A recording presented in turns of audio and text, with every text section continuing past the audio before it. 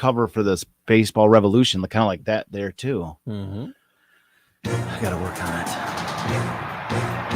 1935, the Lions win the NFL championship.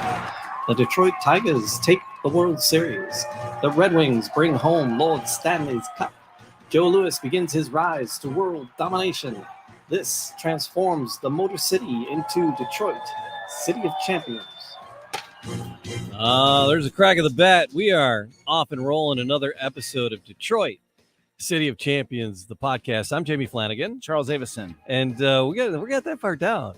That's what? cool. Oh, yeah. Heck yeah, dude. It's 106 episodes in. Yes. And we got that. I'm sorry. I was basking in the theme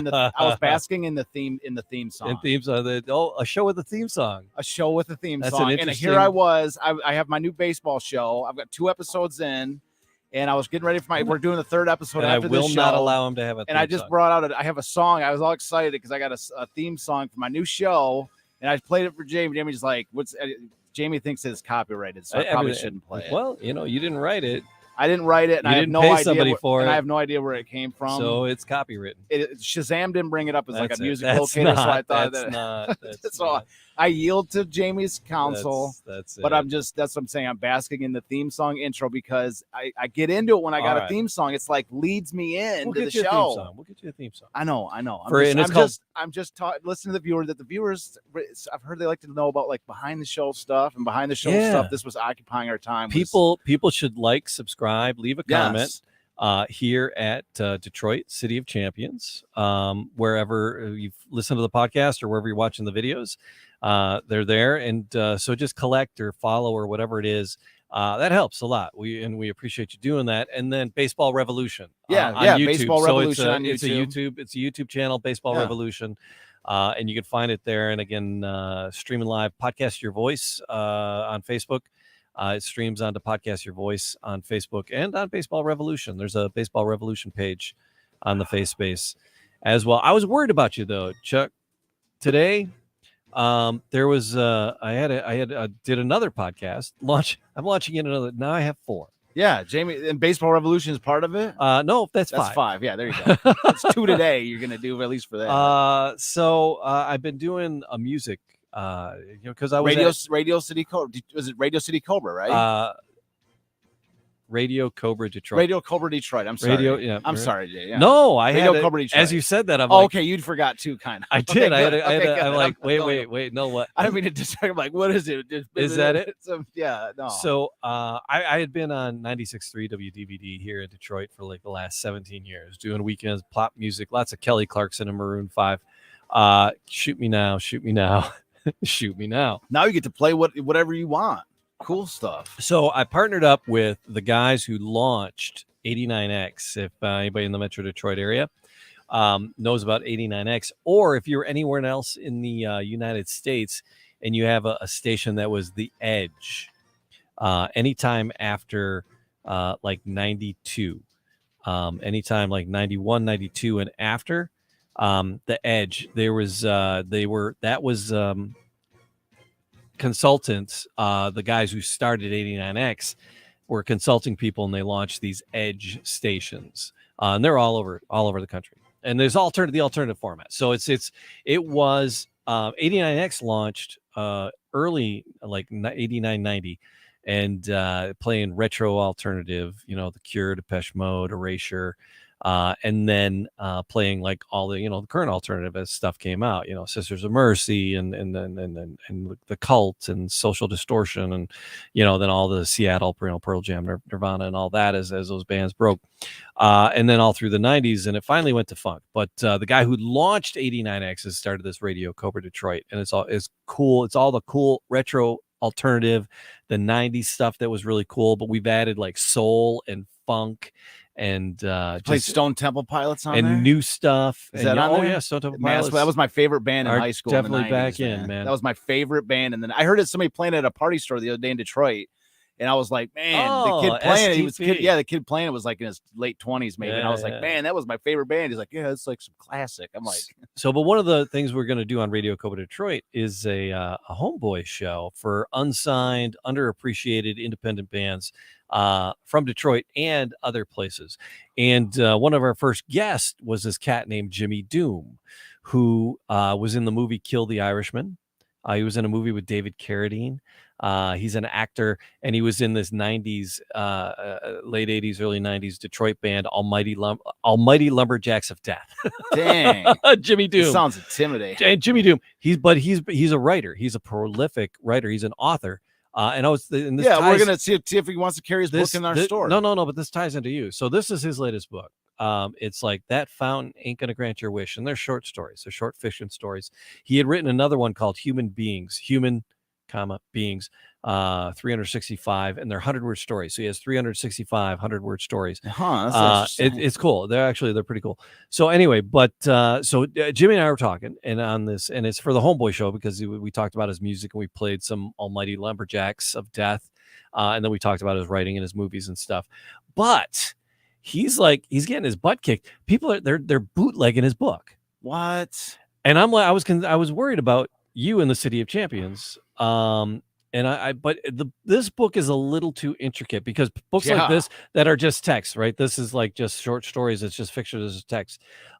They're booting them, and it's like from Kindle. They'll like take the Kindle shots, and they're selling them. He's like, it says like hurting, and he's on Substack, and he does a lot of publishing on Substack, and a lot of the authors on Substack, and they talk. But he was Stephen King. Is like, oh my God, yeah, this book got bootlegged and this book got bootlegged. But Stephen King has a whole, corporate machine of kingdom behind him to go after these people. But independent guys like Jimmy Doom and these other independent little authors, they're getting their butts kicked. Now I don't think people, because I don't know if there's not a Kindle version of Detroit City of Champions. So. And it's not all text that can just be ripped, through somebody have to go through and scan every page in through an AI device. Just the final two books alone. Like I numbered them up the first two books I wrote as one book. So right. So this is the third book I have here, which is the second of the two players books. And these two books alone, like the final page of this of book 3, again, page number 1 is book 2, and then the final page of this is page number 836. It's a lot of scanning. You're scanning. Yeah, your machine, the lamp's going to burn out by the time it gets through that. But I was just really surprised that people are bootlegging books. He's like, oh no, he goes, it's really prolific. It's like really bad, and it's all, and it's like with all the AI, and it's like all this intelligence and computers helping us. It's helping people scam somebody over in Kuala Lumpur. Click. And are stealing from other people, and they're protected because they're in another country, and it's all done online, and it's all this virtual money, and it's weird, it's crazy. But I was thinking about you, and it's like as an independent publisher, as an independent author and publisher. I'm worried about you too. And I'm not worried. That book is a little harder is a monster, to do. But the thing about it, I think for my mindset is like, would I try to go after him? I'm sure I would. You know what I mean? I'd probably be kind of annoyed by it. Yeah. But there's the other side of it too, which is like, I don't know. It might be kind of like if I'm like helping to drum up a whole new audience for the show or something, it's like, I don't have it on Kindle. If there's like somebody else out there that's interested in getting the book so much that they're going to rip it off the internet and read it. It's kind of like, I'm almost flattered that somebody wants to read it. It's 800, the two books together are 1,000 pages. Yeah. So it's like, it's somebody that's going to rip the book off the internet. Do you know who E. Jean Carroll is? Yeah. All right. So she wrote a note on here on Jimmy's book is Jimmy Doom is a genius. Repeat. Genius. Okay. That's on his liner notes. I mean, she's like a fan of his, and she's on Substack, or she's a fan of his on Substack, and he was like, because he didn't know, and she like made a comment, and he was like, oh, somebody said, oh, this was excellent, like in all caps. He's like, oh, that's cool. He's like, holy crap, that was E. Jean Carroll just commented on my thing. He was like super jazzed about it. But I was amazed by that part of his story that that people bootleg that. That's crappy. And what he said, buy it either from me. He goes, contact me through Substack, Jimmy Doom through Substack, or buy it on Amazon. So he's advocating for people to buy it because he gets his cut when it comes from Amazon. Do you know if he self-published that, or did he put that out as like, did some other publisher put it out? He's working with a publisher, yeah. So he's got he's got an investor that was backing him on this, that got it published and printed. Yeah. But yeah, he didn't self-publish. But yeah, I just found that fascinating that people. I mean, people trying to, because he used to be in a band. He was in a band, so he was in a '90s punk band, right? Yeah. He was in an '80s, '90s punk band, and then he was like, he was like, you know, it was all about people bootlegging records and copying tapes and trading and recording shows and bootlegging stuff. And now he's doing books, and with all the new AI and the internet, and now books are being bootlegged. It's like you move from one bootlegged industry to another where you're not getting paid for your hard blood, sweat, and tears. Yeah. You know? I just thought it was interesting. And then because the Detroit City of Champions story is that's your blood, sweat, and tears. Well, the other thing about these books too is that, like, I think that what people, you know, these are the most, I mean, I can stake a claim that these are the most visual sports books ever made. Mm-hmm. I mean, there's so much, there's the photos in here. Virtually every photo is original. Oh, we're going to see some cool stuff today. Virtually every photo is original. They're photos that came out of microfilm and all this. Mm-hmm. And so I like to think that these are the kind of books that, you know, obviously there's a ridiculous amount of information in them, but I think these are the kind of books that anybody that would want to read this would want a physical copy. Like, I mean, you'd want the page. I mean, it's the images and the feel of it. It's I don't think if somebody did bootleg it or whatever and sell it online, you know, I don't know. I'm just not worried about it. You're out like, there. These are my sales. I make $100 $100 per every trilogy I sell. You know, that's my main seller. So. Well, I mean, but you're getting a you know, a huge set of, you know, trilogy of books, and so it's kind of like, you know, these are the kind of books you kind of want to own. You know, I mean, they're physical books, so you know, I mean, I'm just not worried about it. Maybe I would if I actually saw it on there getting, you know, sold like bootleg, but I'm not. I haven't. But it's a different animal. Like I said, the books that are like just straight up text. You know, they can that's easier to bootleg than what you have. This is that presentation. Yeah, you could almost like put that like in like a PDF, almost like that's what they do. They rip it into a PDF and they're selling. Did he already have a pre-existing online? Like, did he already have it? It was already, you said it was on Kindle already? No, it was the first book. He had his first book, The Human Beings. 365 stories or whatever. Yeah, 365. But he had that online. A PDF got leaked because that PDF got bootlegged. Because that's what I'm saying. If it's online, these internet types, they just will copy and paste it and put it out. You know, my God, And then they both came out on Amazon and on Kindle, and then that's another way. Yeah, mine's. I never put mine on the Kindle. I never put. There's no. It's hard to. It would be impossible. You'd have to literally scan every page, and it wouldn't translate to a Kindle. This stuff wouldn't translate to a Kindle. Yeah, I don't think so. But anyway, I was just fascinated by that. Yeah, the bootlegging.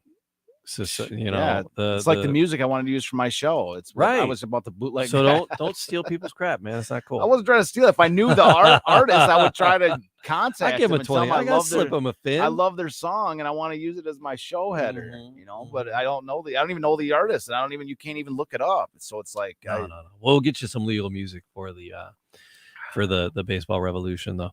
Having a ton of fun. We're gonna be talking about horses today. This is a great show, and we're like, so I'm excited about this one. But going back, let's rewind a little bit. I came across something and I posted it on our Facebook. So again, this is a little bit of separate news. This is pretty cool. Thanks for following along with us. And then if you follow us on Facebook, the videos are on there. The videos are on YouTube, and then the audio is wherever you get your audio podcast. You can find us. So subscribe and collect there. But when I see stuff about champions and things on Facebook, I'll pull it up. And there was a posting because when we were doing the stuff about the Miss America 9, there was like a really cool news story that we watched and we showed, and we talked about the Miss America 9. And I followed this boat group because it was posted in there, and that boat group posted pictures of somebody got the Miss America 8 and refurbished it. But it's a beast. She is a beast. Is there video with it? No, but there's a couple crazy stills. So if you go to our Facebook, Detroit City of Champions Facebook, or if you're watching this video, so there she is. There's the picture of the Miss America 8, and the pipes are all standing Look up. at that thing, and it's all chrome. Look at that. Look at that. Where's it at? Where's she at? I don't know. I didn't read the whole story. Come on, read the article. But wait, look at that. Look at that. Dang. Look at that. It's like crazy chrome. Is that green energy? No, that is not. That is. They don't have an electric cylinder in there. It's just the heads and the pipes. All the pipes are shooting straight up, and they're all. In case chrome. you can't see this, you're listening to audio. This thing's got pipes, man. It's just chrome. It's just all exhaust pipes blasted straight up to the sky. It's gorgeous. Is that not gorgeous? It's amazing. Heck yeah! I can't even imagine sitting behind that as that beast is running. Man, whoever did that is like my favorite person right now alive. Yeah, right? They're like the coolest person. It is just a beast, man. So it's and then imagine asking somebody, hey, you want to go take a ride in the boat, and you're like, oh yeah, you think you're going out like on some kind of a fishing boat or like some kind of a little, you're like, you pull up in that thing and you're just like belching out smoke. So yeah, so there it is. That's the it's the Miss America 8. It's got U16 on it. Let me look. Let me see. Well, the prize. Let me jump back to the story because I was just doing this quickly because I thought you had seen it. I not really don't do too much Facebook don't stuff. I don't do too much. I'm not even really on. Gail Woods. Who's Gail Woods? Yeah, she's our friend of ours.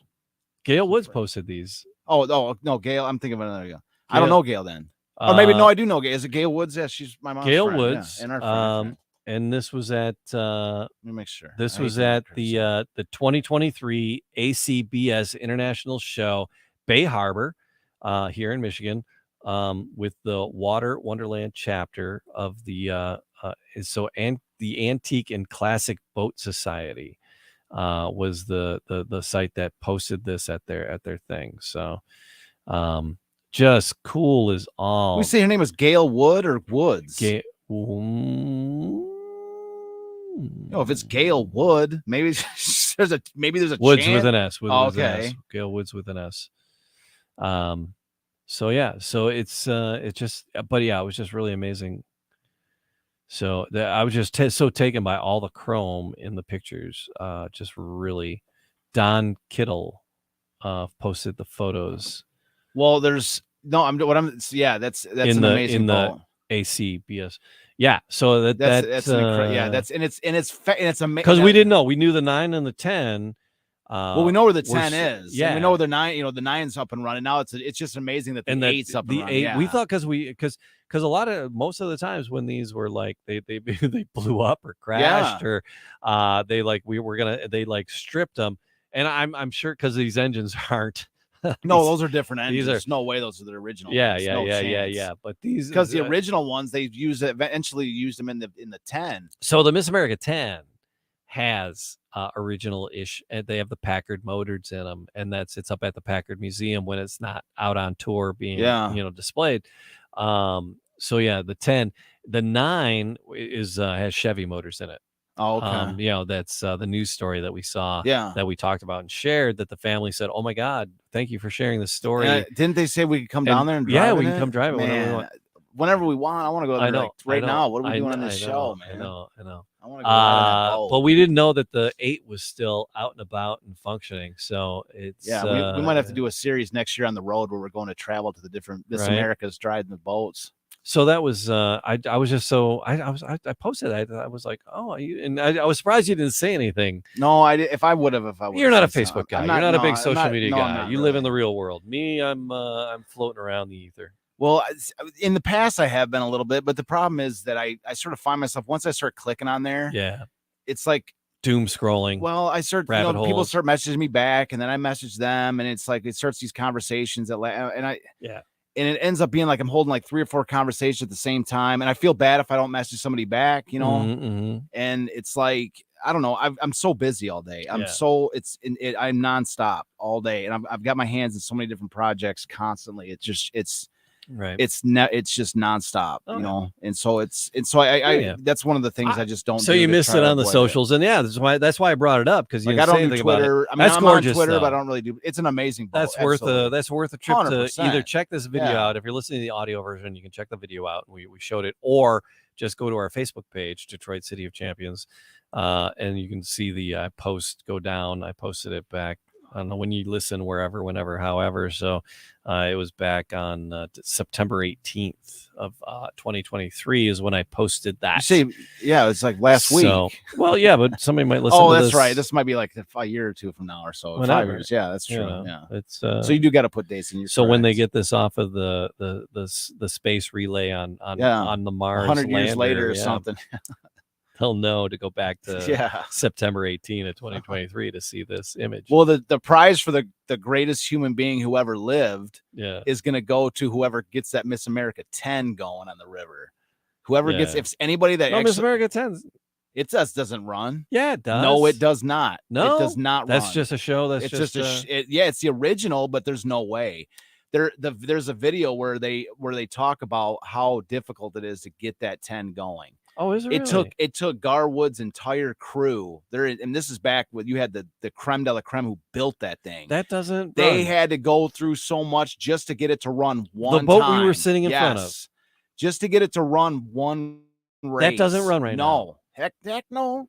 That thing, did you see that thing is a monster. That 8 is amazing. It's a great boat, but the 10.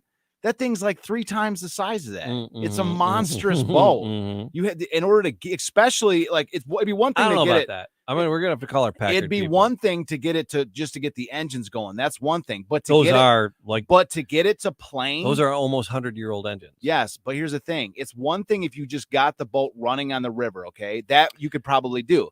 But to get that boat back up on its plane, to get it back up onto its up to plane, speed, you wouldn't want to do that. Yeah, no, but I'm just saying to get it back up on its plane, its original thing, that's virtually impossible. That's what I'm talking about. It's a If piece of somebody, if somebody ever got the Miss America 10 to plane again, get it back up on the river and plane, like get up to speed on that thing. I want to put a mustache on the Mona Lisa. You don't want to do that. No, why wouldn't you want to get it to this? No, it's not a totally different thing. The mustache on the Mona Lisa to be to destroy it. But you would destroy this boat if you tried to make it run. No, but if you did get it to plane and get it back up on the river for one pass down the river up on its plane, you'd be the greatest person whoever ever lived. Then it would fall to ash at the end of it. It's made of mahogany. It's not going to fall apart. It would totally, and then just drew a mustache on the Mona Lisa. No, well, if you blew it up, yeah, you'd be the worst human being, right? Yeah, I get so it. you don't want to take that chance. I know, but man, to see the Miss America 10 you're saying go down there's the a river. chance. No, there's to get the Miss America 10. You jump in the 8. You jump in. No, I know it's with the shiny chrome. Oh, I'm not taking anything away from the 8. I'm saying. And they are at the top of the list for coolest people who ever lived. There's no doubt about that. I'm not taking anything away from that. But what I'm saying is that is just crazy. I'm throwing it out there about the 10. That the 10, if that thing ever got up on its plane again, whoever did that is like this superhumans. Yeah. Like they're like the greatest people of all time. So that was really my point. I wanted to get that. I wanted the 10 to plane again. All right. It's a dream of mine. The 8 and the 9 are going different engines, but well, I'm not, again, it's not a zero-sum game. I'm not saying because the 10's not going trust me. That's a dream boat. Miss America 8, that's amazing. It's the greatest thing. That is it's just on my bucket list here. Well, maybe we should take the show onto a tour next year and go do some Miss America 8 and 9 driving. Because we had so much fun down in Portsmouth. Oh, yeah. With the Portsmouth Spartans, who became the wonderful, wonderful Lions. Yeah. Yeah, the Lions and they're all blowing me up about the Lions, for this year. They're all Lions fans, man. Yeah. All right. So, but today, this is the longest opening ever. Well, we just go with it, man. We're not adhere to some schedule. I mean, it's not like this. We don't have like an hour solid. We could stop now, and this would be the episode. No, we can keep going. I think we should keep going. It hasn't been an hour. All right. Has it been? Feels like half hour. We started at 9:15, I think. Just keep going. I'm just messing with you. All right. So they tuned in to listen to some City of Champions. And I know. But I mentioned we're going to talk about ponies today. Yeah, horses. In the first Santa Anita Classic Handicap. Santa Anita, yeah. Santa Anita. Yeah. Well, the concept Handicap. The concept that It's the effing Catalina wine mixer, man. That's what this is. We're talking about it. The Santa. So here's the thing. So the Santa Anita Handicap to give a little context about this, many people have seen the movie Seabiscuit. And the movie Seabiscuit. Yeah, that's a great horse impression. Did you get that from Mr. Ed? Did you? Try, yeah. Okay. Try. So anyways, like if a horse could talk, that's what it would sound like, and you nailed it. Okay. So anyways, the context for this is many people have seen the movie Seabiscuit, right? It's in the movie, it's kind of like the Cinderella Man, where it was a big Hollywood blockbuster movie of a fantastic 1930s story, and it focused around a horse, obviously Seabiscuit, right? And so the race that Seabiscuit was like, one of the main sort of stories in the movie was Seabiscuit trying to win the Santa Anita Handicap. Yeah. And what they don't really tell you in the movie, or maybe they did, I didn't catch on to that part, but because it's been a few years since I've actually seen the movie. But they talk about the Santa Anita Handicap. It's like the big deal in the movie, right? Seabiscuit did all these things, but the Santa Anita Handicap was like the coup de grace for this horse. But what they don't really mention, again, I don't really remember the detail, but what the Santa Anita Handicap was the first $100,000 horse race. $100,000 in the middle of the Great Depression. This is an insane sum of money for a victory in a horse race. And what they certainly don't tell you is that the very first Santa Anita Handicap was 1935. Okay. And what they don't tell you is that the first Santa Anita Handicap, the first $100,000 horse race ever, was won by a horse from Detroit. Yes, you read my mind.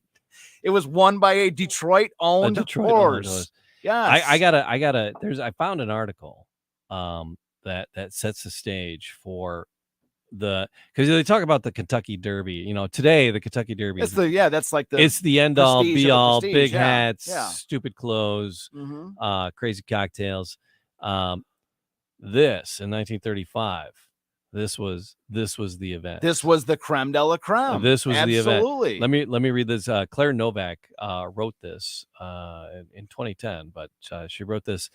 Steeplechaser was upsetter in 1935. Bing Crosby chased a woman's hat when it blew off in the wind. Fred Astaire bet on a horse named 20 grand. Mrs. Clark Gable wore a suit made of leather. It was February 23rd, 1935, and a veritable who's who of culture filled the stands of the newly opened Santa Anita racetrack, where 20 horses went to the post for the inaugural running of the Santa Anita Handicap. No one expected a 7-year-old steeplechaser to win. But Azucar, an Irish-bred gelding with Spanish name for sugar, did win. Detroiter-owned Frederick Alger Jr., 27, had purchased Azucar for $8,000 before the chestnut gelding earned $109,500 while trouncing some of the best horses in the trouncing. I love some of the best horses in the country at Santa Anita, including the 6-time champion, and 20 grand. And they brought them out of retirement. So there are a couple horses they brought out of retirement. Yeah, and it's a great article. So I love that beginning. Yeah, there. It's like, so it was a who's who. Yeah, it's a who. Clark Gable, absolutely. And Fred Astaire. And that was a great Bing article. Crosby. I'm glad you found that because I don't. That's They really talk about the prestige of that race. That was up ESPN. Yeah, that's a great. Claire that's a Novak great. Yeah, I love the intro because it sets the stage. This is one of the champions. I mean, yes, it's a horse, but it's but the owner of the horse is a Detroiter. Fred Alger Jr. is the guy. Charles L. This guy's this guy's Elgar is his dad was the governor of Michigan. Like this is a Detroiter, man, through and through. Yeah, and he was a politician. He was oh, there you go. Elgar, yeah. So so was Fred, the owner of the horse. So these guys. This is a Detroiter. So this is they couldn't bring Azucar into the City of Champions dinner, of course, because it's a horse. But again, like here, this is this in another what's you have the context of Seabiscuit where they made a movie about this horse, and it's like it did a ton of things. There's no doubt Seabiscuit was a major story in the 1930s. But here you have the first Santa Anita Handicap won by Azucar. Like that's a story into itself. It's not like the second one and it's kind of a ho-hum event. No, this is the first $100,000 horse race. And what's interesting is that the guy who was the jockey of Azucar, his name was George the Iceman Wolf. And George the Iceman Wolf is the same jockey who rode Seabiscuit to victory in the Santa Anita Handicap as well. And he was in the movie. The movie Seabiscuit. He's the guy, if anybody has seen it, in the movie, the main rider of Seabiscuit, Red, who I think it's Toby Maguire, plays the Red, Red's name of the jockey of Seabiscuit. And something happens to him, like he hurts his back or something. And then he so that the guy who fills in for him to win the Santa Anita is Wolf. It's this other jockey. That's great. And so George Wolf. So we have a screenshot of George Wolf, and he's posing next to Seabiscuit. I will somewhere. Yeah, and so so that's the same jockey from the movie Seabiscuit that is riding Azucar to the first Santa Anita Handicap victory. First ever. Do I have it? You should have it. It's a two images on the screen. Well, if not, it's not a big loss. I got it. No, it's right there. It's the one right after the Magic Eye shot. That one right there. Yeah. No, so that's just a Carver on its own. Oh, okay. Well, that's fine. You can put him up there. I'll get it. That's the horse right there, Azucar. I'll get it. Yeah. And so, anyways, so it's the same jockey from the movie. So that's another sort of parallel with the movie. So again, just to kind of put this in another little bit of to add to the previously established context here, is that Seabiscuit, they made $100 million Hollywood movie off of, and granted, the story was a little, it talks about it going against Man of War and some of these other elements of it. But if you dug a little bit into Azucar, I'm sure you'd find some drama with that story too. This is, you say it's 7 years old, and we're going to read a quote here, an article that talks about this horse's victory, and this, and so what I'm saying though is that Seabiscuit movie to a certain extent fits in a little box in the City of Champions story, just like the Cinderella Man story with James Braddock. Yeah. Like the James Braddock story didn't even register on the, just to put that into context is that Joe Louis in 1935 won the Associated Press Award for the most outstanding athlete of 1935 with 182 votes. And James Braddock, the subject of the movie Cinderella Man, which that entire movie takes place in 1935, and James Braddock only got 3 votes for the award that Joe Louis won with 182 votes. So what I'm saying is that story, it's amazing. So that story again fits in a little box just within the Joe Louis story. Yeah. And that's $100 million movie. That Seabiscuit is this $100 million movie. Granted, it's got some, he went against Man of War, and there's some bigger events that went into it too. So I wouldn't say it fits in the box of Azucar necessarily. Right. But Azucar fits in the box of that. If it's $100 million movie, there's a $50. This is at least a 25, 50 million. Yeah. And so what I'm saying is, in that Azucar is one part of all these people in 100 episodes. Nickelodeon can make some money off of this. Yeah. Well, or that story fits in in the larger context of the City of Champions story where we're on episode 106 talking about all this. Yeah. And Azucar again is a footnote in this story. Yeah. So that's what I'm saying. So this is like a $10 million movie by itself. Yeah. What is it combined with all the other stuff we're sitting here talking about? I got that picture of George up finally. Yeah. Oh, you found it good. So these are great shots. I thought George these were cool. and Seabiscuit and George and Azucar. He's a Hall of Fame jockey. Yeah. And he's on Seabiscuit in both of these shots here. This is him on Seabiscuit. But anyways, I just wanted to put that up there just to show, that is, there's a couple shots of them with just see what we're talking about. There's a couple more shots. I'm going to read this article just because it basically where your article left off is where this sort of picks up. All right, yeah. And so, so this is an article that came out, so shortly after let's say I have it dated here. So I have it dated. What is it here? So, when did you say that? You had the date on there, right? Where they said the date, February 28th. I thought I just read. Yeah. So I might have. I'll be the first to admit. I think I have a typo on my article because I say I have this Bob Murphy article from it says February 24th, 1935. Hang on. So back to I may have missed the date. It was February 23rd, 1935. That's when the race was. Who's who? Okay, so it's right. Okay, good. Okay, good. I thought you said the 28th, and I'm like, did I miss date or did she February something? 23rd. Okay. I could have misspoke. Okay, well, so anyway, because that's what this article says right here. It says February 23. This is February 24th, so this is the day after. Right.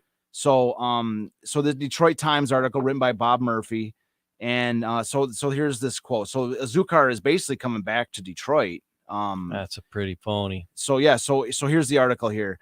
Detroit racing fans will have an opportunity to see Azucar in action during the coming racing season here this summer. The Times has learned.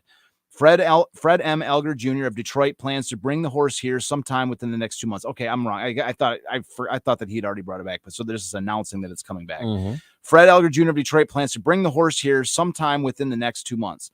Azucar, a reformed steeplechaser, was purchased from Joseph E. Widener by Elger. Elger visioned the possibilities of the horse as a racer the first time he saw him. His faith and judgment have been justified. Azucar has paid for himself many times over. To win the great race, Azucar had to, meaning the 1935 Santa Anita Handicap, Azucar had to outrun such stars as Equipoise, 20 Grand, Mate, Ladiesman, Head Play, and Time Supply. It was a truly great victory. Azucar set a track record at Santa Anita on New Year's Day for the 1 1/4. Previously, he had won important races at Saratoga and a $7,000 event in Maryland.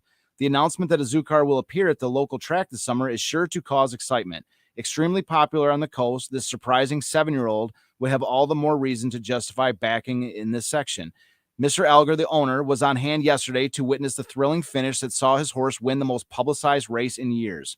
Considering the class of the field, Azucar's claim to at least temporary greatness on the track is indisputable. Young Elger has been a lover of horses all his life. His father, the late Fred M. Elger Sr., was also fond of the ponies. Fred Jr. learned to ride at an early age after his father had given him a riding pony. He became an expert rider while yet in his early teens. Later, he rode a steeplechase. Following his hunch, he purchased the handsome animal. His judgment was vindicated Saturday at Santa Anita in the most highly publicized race ever held in this country. The Detroit sportsman also owns a string of polo ponies and ranks with the best players in the local area. The header for this next section is Azucar draws many to track. 8,000 persons attracted by the first public appearance in Detroit of Azucar, winner of the. So this must be advancing the. You know what it is? I think the editor. This is what she did.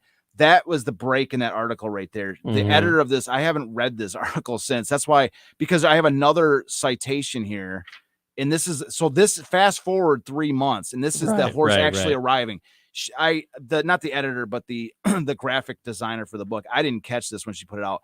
Basically, what it is, if you are reading my book here, what happens is that the intro article, which is dated, it's dated at the top, and then it fades into the next article. There's no break. There should be the date, but the date's at the very end. So it's like, if you're looking at this section of my book, there's a date at the top and a date at the very end, but there's no break in the middle. So it's a seamless article. So anybody that sees the book, that's what ended up happening. It took me a second to understand because he just said yesterday he won this race. And then today he's like, in 2 months he's coming back. And then he's like 8,000 persons attracted by the first public appearance in Detroit of Azucar.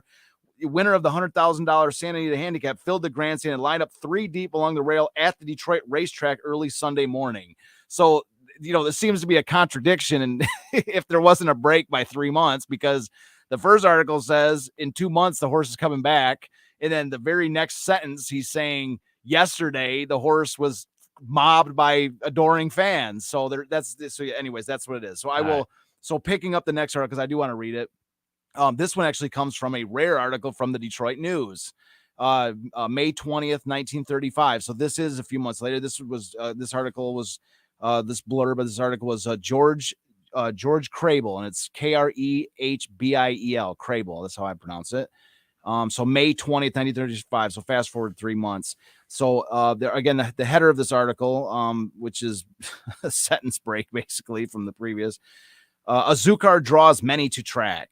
So picking right up, 8,000 persons attracted by the first public appearance in Detroit of Azucar, winner of the $100,000 Santa Anita Handicap, filled the grandstand and lined up 3 deep along the rail at the Detroit racetrack early Sunday morning.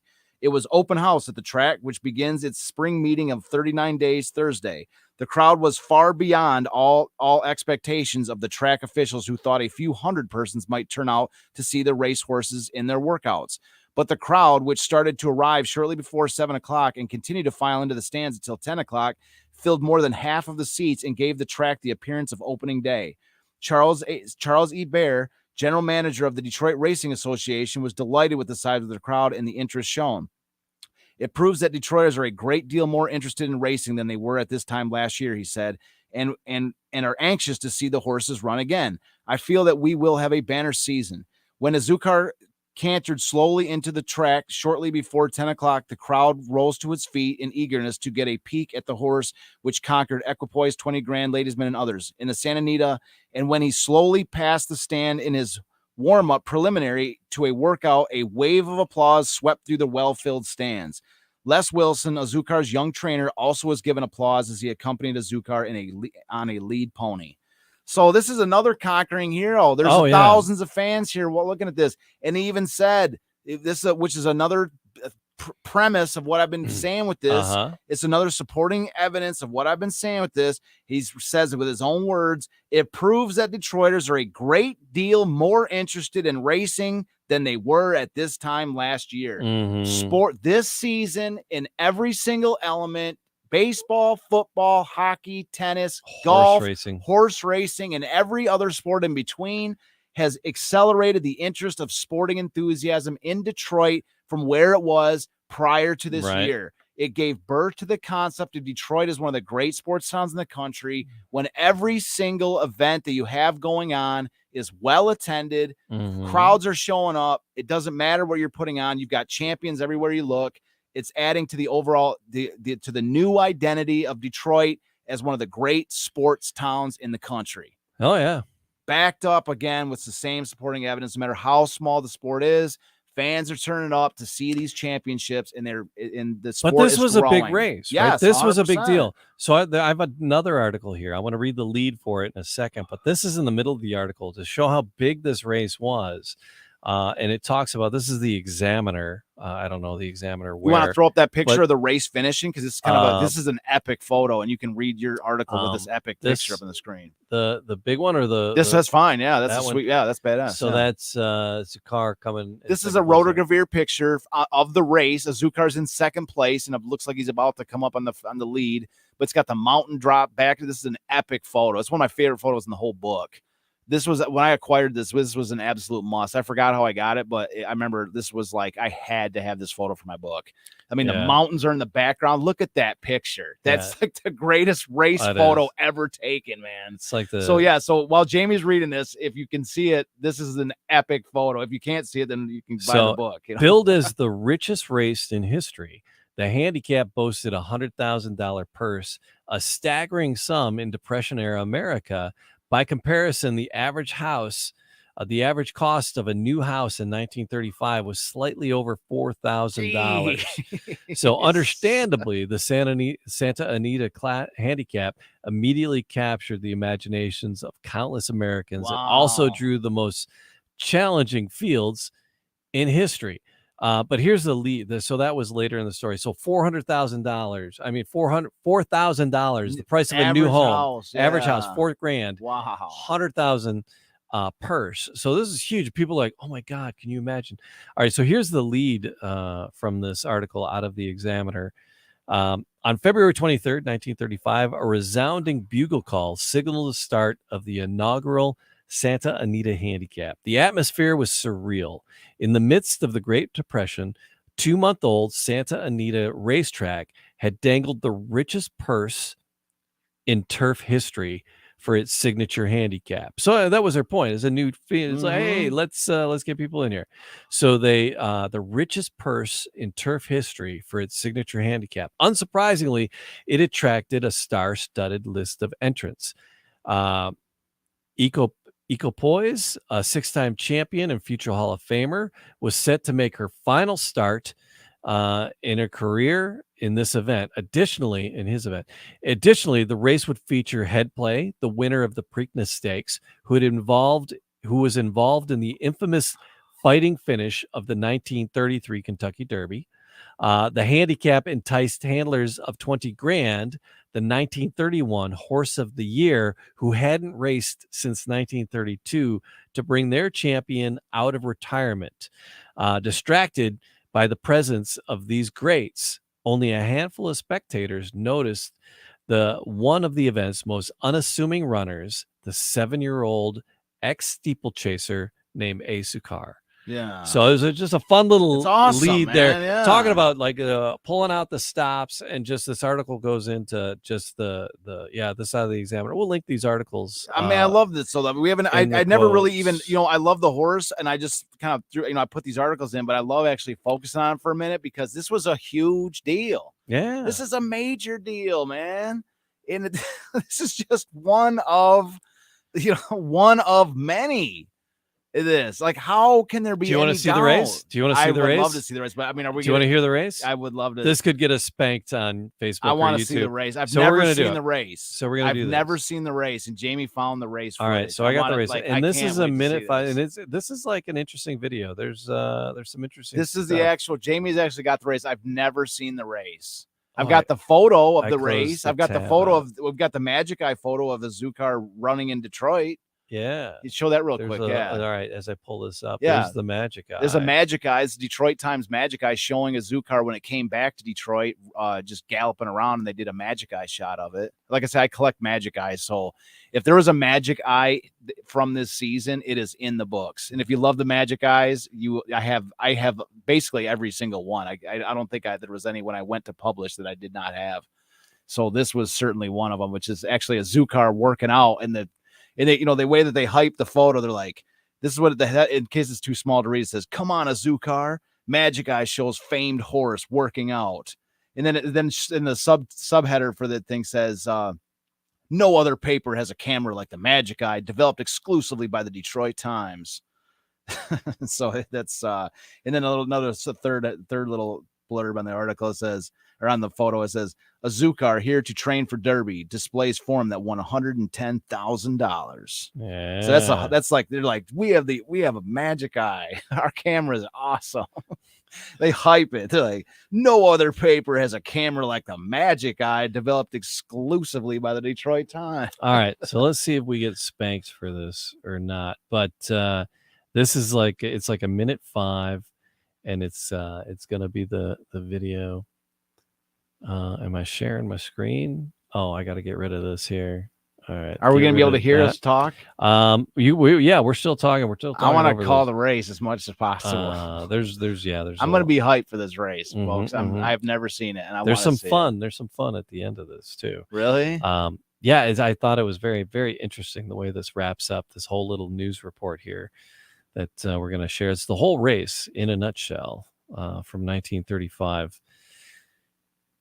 As we get it loaded. I love it though, man. We see new stuff all the time. Like, I'm learning just as much as anybody else. I've never seen this.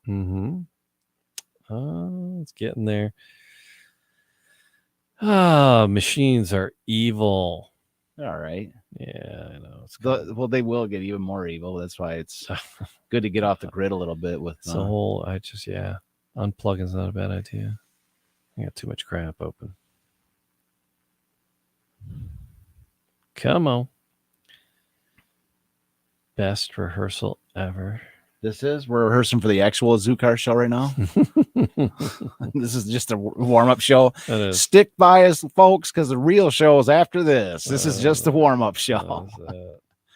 I can keep on talking. We'll be talking after this for that baseball show. Oh, you do? We got more to do, don't we? I'm going to try to keep it short. Try to keep it short. That's the whole thing. Put out some vignettes. All right. I got notes for this one too. I don't know if I'm gonna be doing notes on every show. I don't really need them. I almost feel like they're kind of holding me back a little bit. Yeah. Yeah, but it's gonna. I kind of felt like I needed to write something out for this show. I stop streaming, or should I play this again?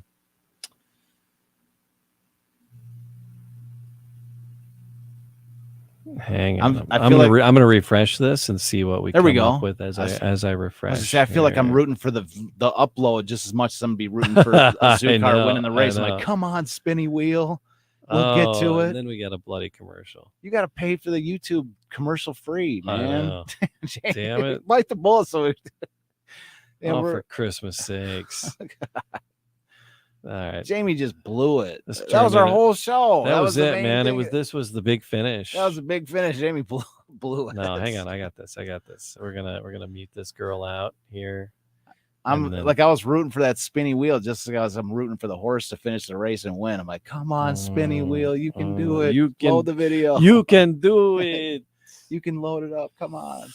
You can do it. All right, hold on. Jamie's, I'm totally confident with you loading it up. I'm super. I want to because I want you to see the end of this. I want to see it. I'm excited. I don't. It's all. Unless I'm not sure if I've expressed it with you. Just from my, the feeling on the, the radio or the, whatever. I don't know if I've expressed it enough, but I am very excited to see this. This is very Jurassic Park. It's all oohs and ahs, but then there's running and there's screaming and there's dying. Dying? Holy crap! I don't know. Dramatic. All right, I don't want to. Well, I will tell a quick story while we're loading it up. Yeah. Is when I lived in Scotland. Horse racing is massive out there. That's the first place I ever saw for like legal gambling. Oh, okay. And they have this horse, or this race. If anybody hasn't heard of it or hasn't seen it, this is the massive race out there. Yeah. Like we have the Kentucky Derby. This is like, maybe they have something else, but this is a big deal. Okay. It's called the Grand National. Okay. The Grand National, I'd never even heard of it before I lived in Scotland. But when I was there, it was like the dominant thing. I've pretty much the only race I've ever really watched. I mean, I've caught a couple glimpses of a Kentucky Derby here and there. But the Grand National for like 3 days, that's all I was doing was like reading about horse racing and which horses you wanted to pick. But this is the thing. This is what separates this race from any race that you will ever see is that what they do. They have like 40 horses. Oh my God. Okay. This race, it's a combination of like a marathon and also like a war of attrition. Okay. Like it is the craziest race you will ever see. Just look up any race. I saw a couple of them, but I can't imagine that any would be less thrilling than the one I saw. And what makes it so crazy is so you have like 40 horses, right? And these are not the creme de la creme horses. Right. That's because this race is so brutal. What they do is they have all these horses. There's like 40 of them in a big group behind a rope, right? They just have a rope and they just drop this rope and these 40 horses just all pile out of the gate, right? They don't have like individual gates and that. It's just a big old pile. And when these horses start to run, it's a steeplechase, so there's jumps. Yeah, there's 40 horses and they're all jumping, right? And the track somebody's gonna die. Somebody's gonna die. I think horses die on every race, and that's not I'm not laughing about that. It's so exciting. But what I am saying is that like it's probably like a 2 or 3 mile track. Yeah, they do a couple laps on this massive track, and then there's jumps. There's like probably, I don't even know, 30 jumps, 30. I mean, these horses are jumping repeatedly, right? In this giant scrum. So what happens is that, they all get to the first jump. They all jump. It looks like a wave pouring over this first jump. And of course, one horse on the pile doesn't make it because it's in a scrum of other horses. Yeah. And so it hits the dirt, its face hits the dirt. The jockey gets tossed. And and of course the horses behind it, they roll over. So the first or second jump, you see horses and jockeys just fly, rolling, man. And so what's crazy is as the race goes on, it's just like there's what's so kind of eerie about it is the horses that bite it and the first jumps, they think they're still in the race. So they're running and there's no jockey on them. So there's all these They're loose just following horses. along. Yeah, they're trying to win this race, and they're interfering with the horses in them that are trying to win. It's crazy, man. It's like this. It's just this crazy. You just never. Yeah, it's crazy. I'm watching this going, oh my god. And that's the background that Azucar comes from. Yeah. That's you're right. He says this former steeplechaser. That race, man, I'm telling you, go watch like one of these the Grand Nationals, and the horse that wins it, there by the time they finish, there's like out of like 40 horses, man, there's like, I don't know, 10 left, and there's all these riderless horses, and they try to divert them off the track as the race goes on. But man. All right, we'll try this one more time. And coincident, and here's the thing. Let me one last little thing before you hit play on that. Is my horse that I picked. I think I picked like 4 or 5 horses. Because you can't just pick one. Go. I think such and such is going to win. No, you've got to go for like law of averages. You know. Right. And so you got to pick like 4 or 5 horses, right? And you put your bets down. And they have a newspaper that has your gambling slip on and everything. And they talk about the different horses to win. Anyways. I, at the time, was really into like Reebok Classics shoes, right? I was always trying to get a different color Reebok Classics. Sure. And there was this slick pair of like crimson. Crimson's my favorite color. Crimson Reebok Classics in Scotland. I'm like, I'm never going to see a pair of these again. They were like one of a kind. And so anyways, my money that I put down that day was literally, if I won, was going to go to buy these shoes, right? So during the race, this is a true factual story. During the race, as my horse is still in that murderous campaign, I'm sitting there. Actually, I was saying the actual words, "Come on, baby, Chucky needs a new pair of shoes." I was actually saying that, and one of my horses finished in the top 3. Which gave me enough money to win and buy those Nike or those Reebok Classics. You got them classics. Heck, and I still have them to this day. I noticed them the other day in my closet. I'm like, those are too pretty to even wear, man. I still got them. Like, but I actually said those words. Chucky needs a new pair of shoes. Needs a pair of shoes. I might have this. Running of the Santa Anita Classic. Hey, there you go. At the races at Santa Anita, California. They're off. And you see Ted Clark dashing away from the others, and Equipoise is trying to find his stride. He's slow to get underway, while near the inside rail, 20 Grand is unable to hold his position. Why is it a British? As they dash past the roaring stand, British it always sound Ted Clark awesome would steal away with the race. He's setting a heartbreaking pace, but head play moves forward. That guy is out, man. Number 8. Number 8. Azucar's number 8. Come on, Azucar. Come on, baby. For a few strides, but Ted Clark is tired. Azucar makes a game bid and pulls away from Ladies' Man in record time for the track. What? And then this happened. The winner became frightened when a blanket was put on his back, and he pulled his jockey for some yards from the ground. Damn! The situation might have been worse. Holy cow, man. Oh, Azucar was not having it. He was not. He was getting the winner's blanket put over him. They didn't mention that part in the article. And he freaked. And he dragged the jockey. George Wolf. That was the guy. Dragged George for like 100 yards. Hey, Iceman. Dude, it looks like the horse just iced you. Was that crazy? Yeah. Did you hear the woman scream? They leave the woman screech in there. I wonder if that was like a sound effect they laid in. That guy was getting dragged. He's lucky to get trampled, man. And the horse was kicking, and that was nutty. I was like, that's why I was. That's not in the articles. They didn't say in the article here at the attachment. Oh, by the way, Azucar also, didn't like the blanket. Kicked everybody and dragged George for 100 yards down the field, nearly killed him. Kicked a couple people, dragged his rider down the way a little bit. George Wolf, legendary jockey, piloted Azucar.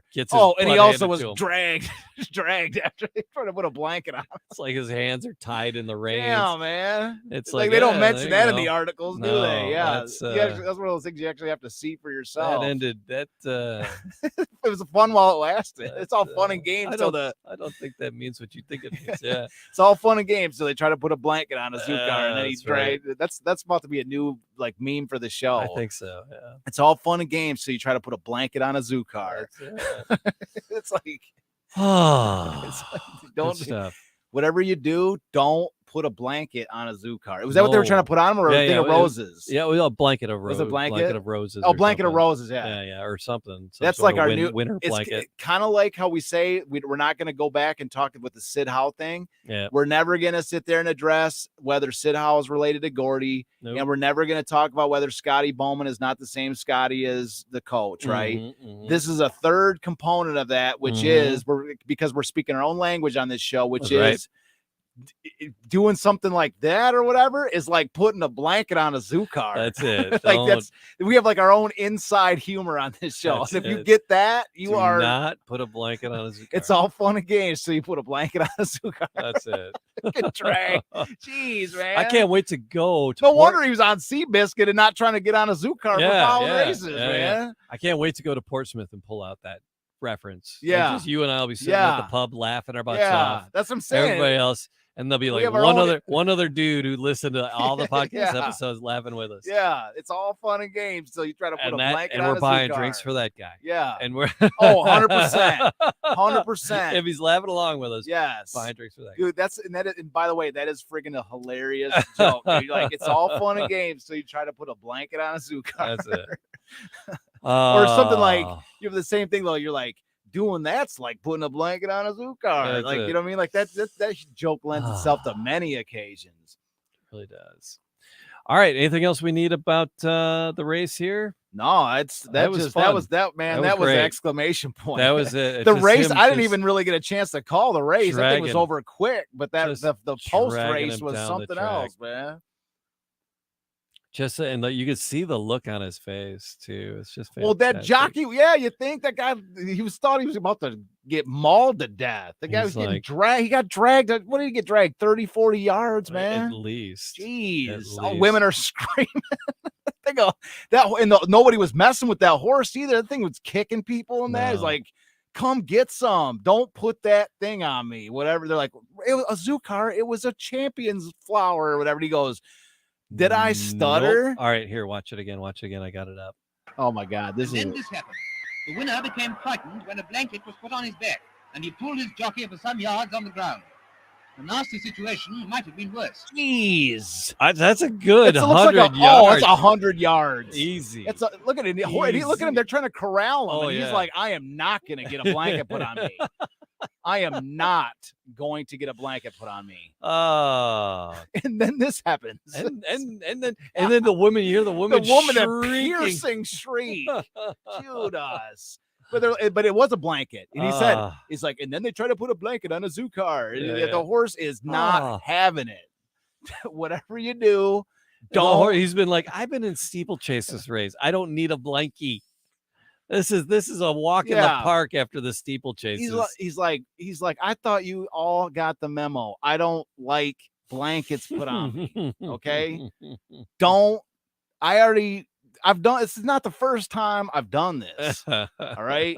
Don't put a blanket on. And then George Wolf, he's getting off the horse and he sees that blanket coming. He's like, don't do it. And he doesn't even have a chance to get the words out. We'll put a link in that video for the video in case it gets blanked out or we have to edit it out for copyright. We'll put a link in it. Link in it. That's coming from, where was that? I love how we built the race. I do like, George Wolf is the Seabiscuit driver, the rider. And then Seabiscuit won this race, and it was the greatest race attended. And then British like Pace is Azucar. That man, he does not screw around, man. If they did a movie on Azucar, I wonder if they'd even put that in. Like, you'd have to. That's like great with the women screaming and oh my God, man, that's like drama. How do you not? And he looked like a mannequin getting dragged. That guy was completely. It's a ragdoll. Total ragdoll. There was no like trying to cut himself loose or trying to get on his feet to slow it down. No, so he was he's pure ragdoll. And he's like there. He's like, well, apparently this is the way I get to die. That's what he's thinking to himself. He's like, so this is how I go out. I've already made my peace with God. I've already made my peace with Today's God. the day. This is how I go. I'm going out a champion. I just won this $100,000 horse race, and now it's over for me.